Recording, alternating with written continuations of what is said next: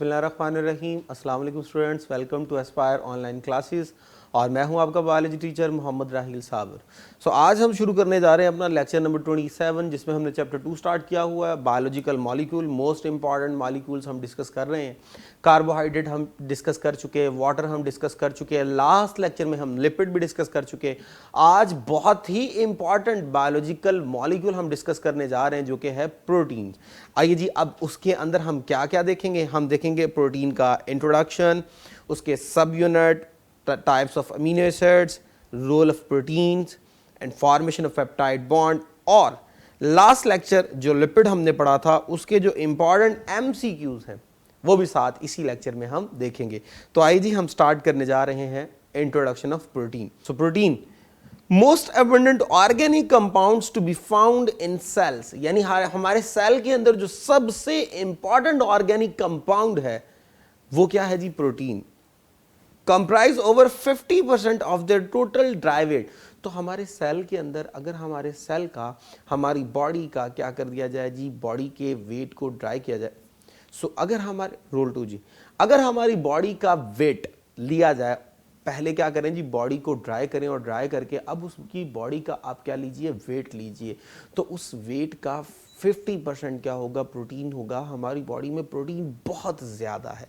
हमारे hairs protein, हमारे nails protein, हमारे मसल प्रोटीन, हमारा ब्लड प्रोटीन, बहुत जगह पर प्रोटीन जो है वो अवेलेबल है। इसलिए तो उसने कहा कि सेल्स में सबसे ज़्यादा जो चीज़ होती है वो कौन सी होती है? प्रोटीन होती है विद रिस्पेक्ट टू स्ट्रक्चर, और डेफिनेटली फिर वो फंक्शन भी परफॉर्म करेंगे। So they are present in all types of the cell, in all parts of the cell. तो हर तरह के सेल्स में होंगे, हर तरह के पार्ट्स में होंगे। सेल के स्ट्रक्चर को अगर आप देखिए तो आपने किसी ज़माने में प्लाज्मा मेम्ब्रेन पढ़ा, प्रोटीन वहाँ पे थी। आपने राइबोसोम पढ़ा, प्रोटीन वहाँ पे थी। आपने क्रोमोसोम्स पढ़े, प्रोटीन वहाँ पे थी। आपने लाइसोसोम पढ़ा, उसमें एंजाइम्स थे तो प्रोटीन वहाँ पे थी। आपने क्लोरोप्लास्ट पढ़ा, क्लोरोफिल पढ़ा, क्लोरोप्लास्ट पढ़ा, रोल 2। आपने क्लोरोप्लास्ट पढ़ा, माइटोकॉन्ड्रिया पढ़ा, उनमें एंजाइम्स थे, प्रोटीन वहाँ पे थी। तो सेल के हर स्ट्रक्चर के अंदर जो है वो क्या इन्वॉल्व होती है? प्रोटीन इन्वॉल्व होती है। Protein perform many functions. कौन कौन से फंक्शन? इंशाल्लाह इसी लेक्चर में हम देखेंगे कि कौन सी प्रोटीन कहां कहां क्या क्या फंक्शन परफॉर्म कर रही है। ये नीचे कुछ हमारे पास प्रोटीन के सोर्सेज हैं। ये सारी चीज़ें हैं जहां से हमें प्रोटीन क्या होती है, रिसीव होती हैं। दालें वगैरह, अंडे वगैरह, गोश्त हमारा जो है, फिश वगैरह का गोश्त वगैरह, और भी डिफरेंट चीज़ें जो यहाँ पे आपको नज़र आ रही हैं, सारी सोर्स हैं प्रोटीन का। आइए जी, चलते हैं इसके सब यूनिट की तरफ। तो सब यूनिट क्या है? Protein are the polymer, poly mean many, mer mean unit, mean protein consist of many units, और उन यूनिट्स को हम क्या बोलते हैं? अमीनो एसिड्स बोलते हैं। अब अमीनो एसिड्स बोलते हैं तो बने किससे हैं? अब प्रोटीन किससे बनी है, अमीनो एसिड किससे बने हैं? वो बने हैं जी कार्बन से, नाइट्रोजन से, ऑक्सीजन से, हाइड्रोजन से। तो याद कीजिए, कार्बोहाइड्रेट में हमने कहा था नाइट्रोजन नहीं थी, लिपिड में भी हमने कहा था नाइट्रोजन नहीं थी, कार्बन, हाइड्रोजन, ऑक्सीजन थी। यहां पे क्या ऐड हो गई? नाइट्रोजन ऐड होगी। तो यहां कार्बन, हाइड्रोजन, ऑक्सीजन के साथ एक चौथी चीज जो है वो इंपॉर्टेंट, वो क्या है जी? नाइट्रोजन है। Next, about 170 types of amino acid have been found to occur in the cells and tissues।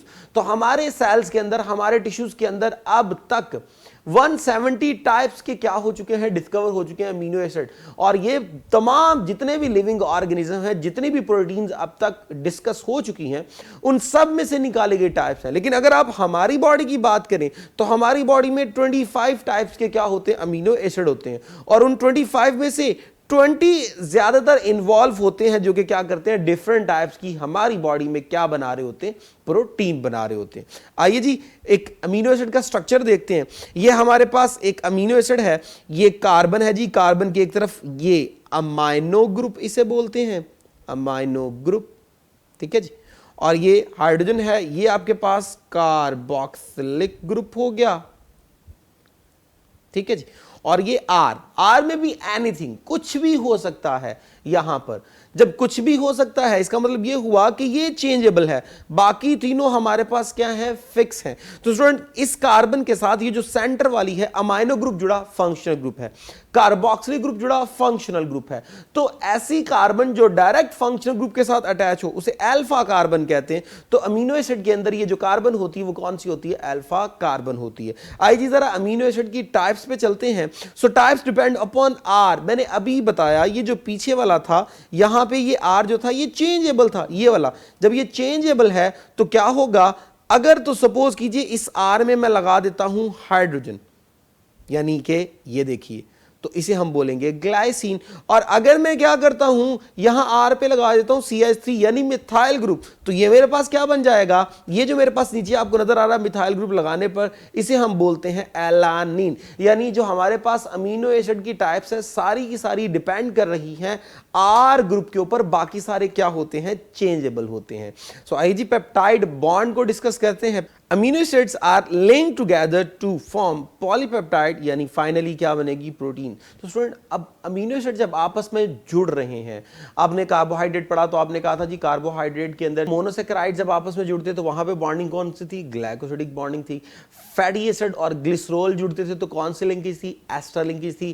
Carbohydrate में C विद O, लिपिड में C विद H। अब प्रोटीन में जब हम बात करने जा रहे हैं तो यहां पे कई अमीनो एसिड जब आपस में जुड़ेंगे ताकि प्रोटीन बनाई जाए, तो यहां पे जो बॉन्ड बनेगा वो पेप्टाइड बॉन्ड होगा जिसमें C की लिंकेज होगी विद N।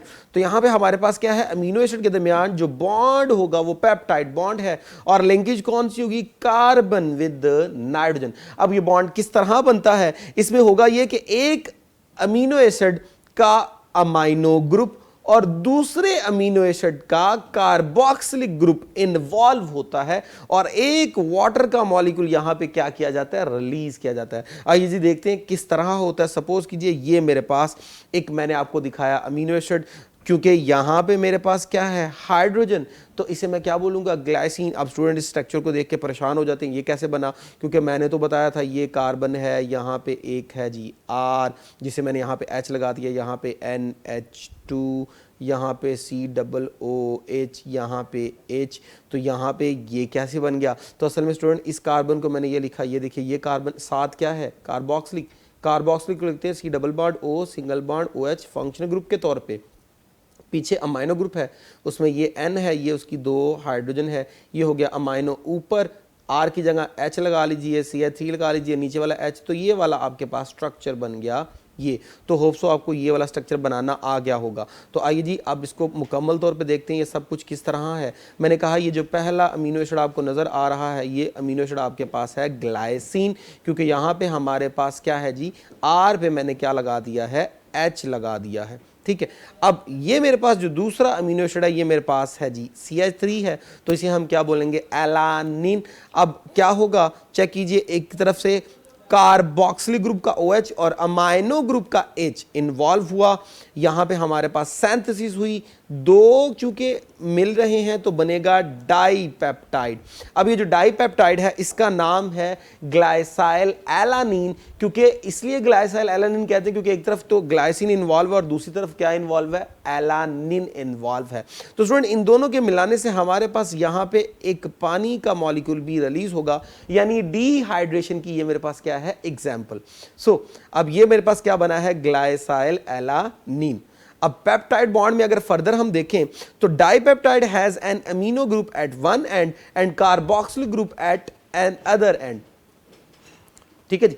अगर मैं पेप्टाइड बॉन्ड के मजीद कैरेक्टरिस्टिक्स को देखूं तो यहां मैंने जो 2 जोड़े हैं और 2 जोड़े हैं तो मैंने क्या बनाया जी, यहां मैंने बनाया डाइपेप्टाइड। तो डाइपेप्टाइड में क्या होगा, एक तरफ होगा अमाइनो ग्रुप और एक तरफ क्या होगा, कार्बोक्सिलिक ग्रुप। तो जरा देखिएगा, जब मैंने डाइपेप्टाइड बनाया तो एक तरफ अमाइनो ग्रुप है, दूसरी तरफ कार्बोक्सिलिक ग्रुप।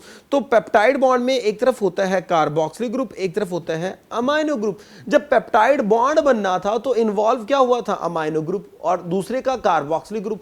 अब दोनों अवेलेबल हैं, इसका मतलब यह हुआ कि जब कभी दोबारा मैंने पेप्टाइड बॉन्ड बनाना है तो दोनों साइडें बॉन्ड बनाने में अवेलेबल होगी, क्योंकि कार्बोक्सिलिक ग्रुप भी अवेलेबल है और अमाइनो ग्रुप भी क्या है, अवेलेबल है, इस सेंस में ये बॉन्ड हमारे पास मोस्ट रिएक्टिव बॉन्ड कंसीडर होता है। तो क्योंकि अगेन अवेलेबल हैं ये दोनों, ताकि फर्दर क्या बनाया जाए, ट्राईपेप्टाइड बनाया जाए, टेट्रापेप्टाइड बनाया जाए, पॉलीपेप्टाइड बनाया जाए, इस सेंस में हम इसे कंसीडर करते हैं कि जो पेप्टाइड बॉन्ड होता है वो बड़ा ही क्या होता है, रिएक्टिव बॉन्ड होता है। आइए जी प्रोटीन के फंक्शंस की बात करते हैं। तो protein perform structural and functional role.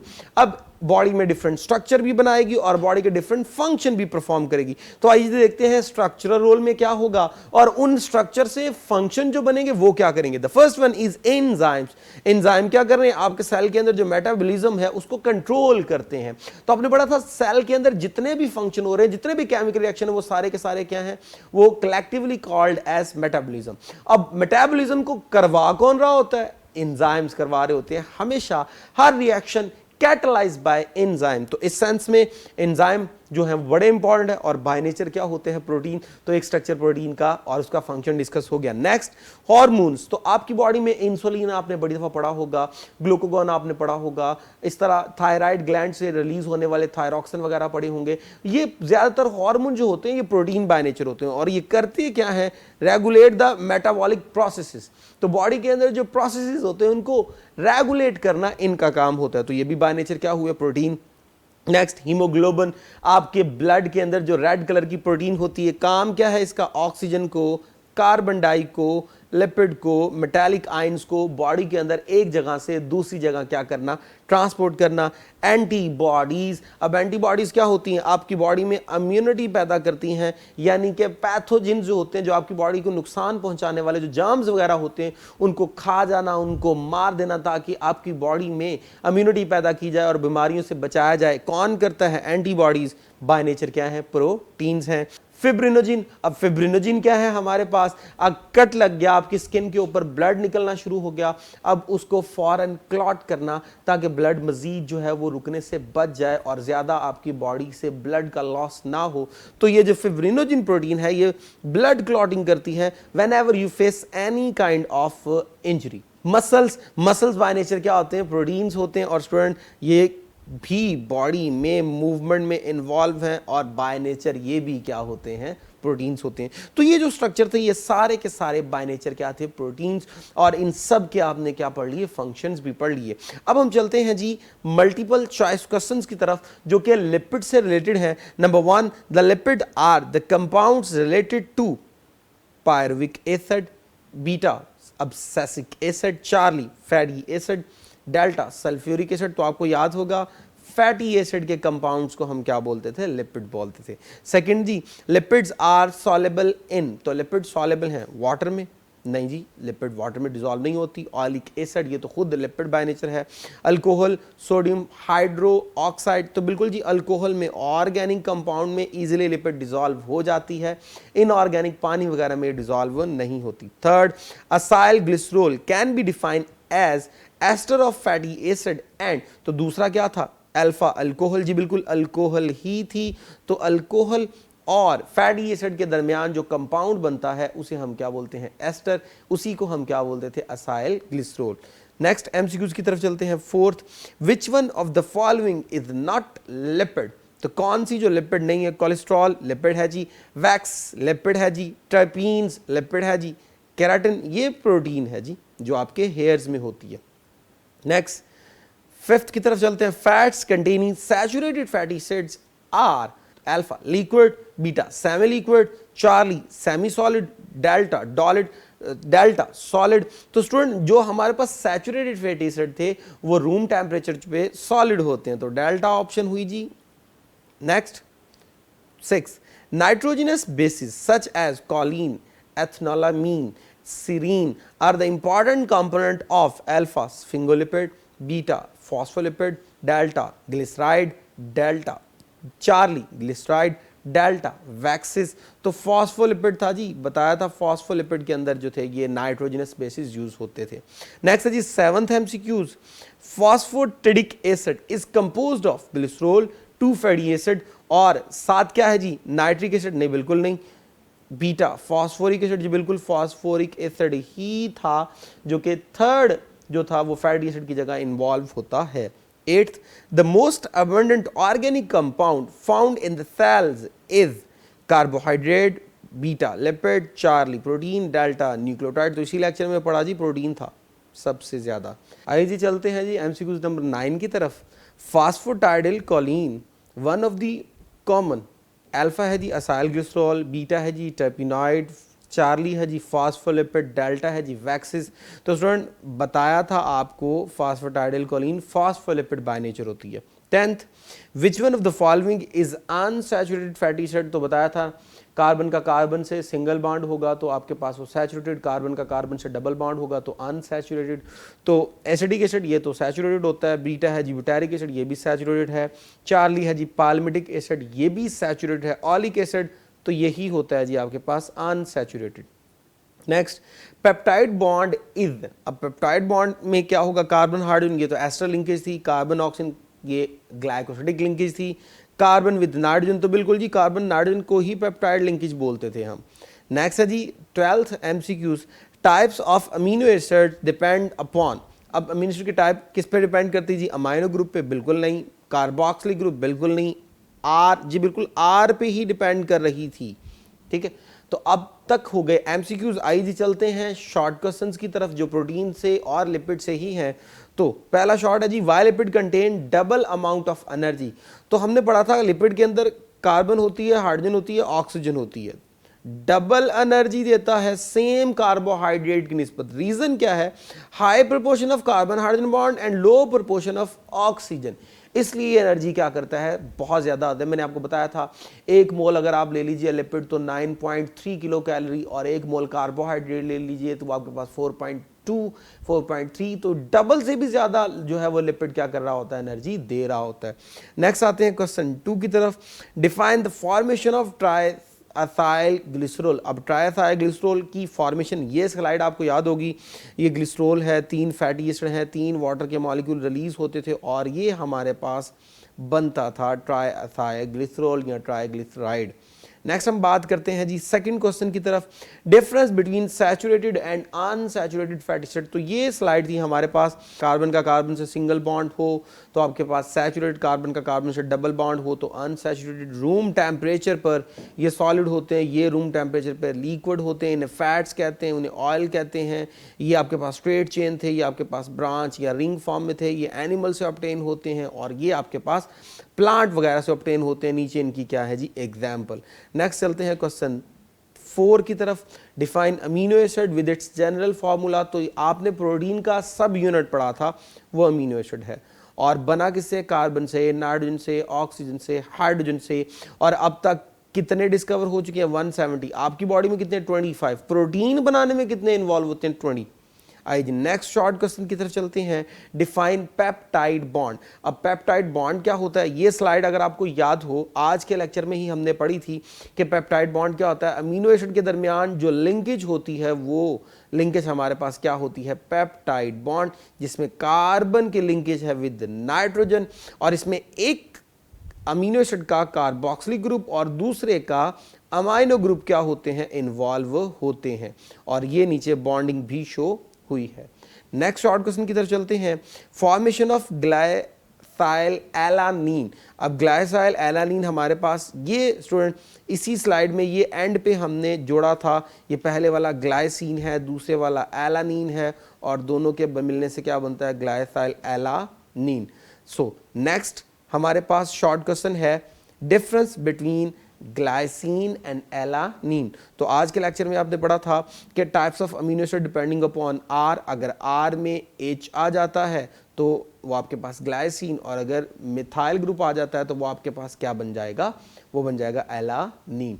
तो यहाँ तक जो था वो हमारा टॉपिक भी कंप्लीट हुआ और पिछले लेक्चर और इस लेक्चर से रिलेटेड जो इम्पॉर्टेंट एमसीक्यूज थे, जो इम्पॉर्टेंट शॉर्ट थे, वो भी मैंने साथ ही आपको क्या कर दिए, शेयर कर दिए।